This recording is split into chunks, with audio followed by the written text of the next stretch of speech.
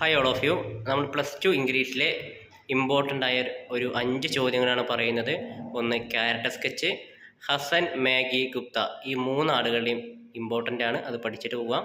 2 speech, നമ്മുടെ ഗാന്ധിജിയുടെ പാഠത്തിലെ ഗാന്ധിയുടെ വാല്യൂസിനെ കുറിച്ച്, അതിൻ്റെ ഇമ്പോർട്ടൻറ്റ്, അതിൻ്റെ പ്രാധാന്യത്തെക്കുറിച്ച് ഒരു സ്പീച്ച് ചോദിക്കാം.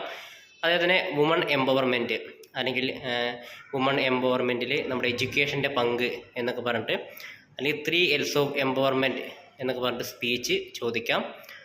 മൂന്നാമത്തെ ചോദ്യം ഒരു ഇമെയിൽ അല്ലെങ്കിൽ ലെറ്റർ എഴുതാൻ വേണ്ടിയിട്ടാണ്. ദ പ്രൈസ് ഓഫ് ഫ്ലവർ എന്ന് പറയുന്ന ചാപ്റ്ററിൽ നിന്നും നമുക്ക് ഒരു ലെറ്ററോ ഇമെയിലോ പ്രതീക്ഷിക്കാം. മറ്റൊരു ചോദ്യം നോട്ടീസാണ്.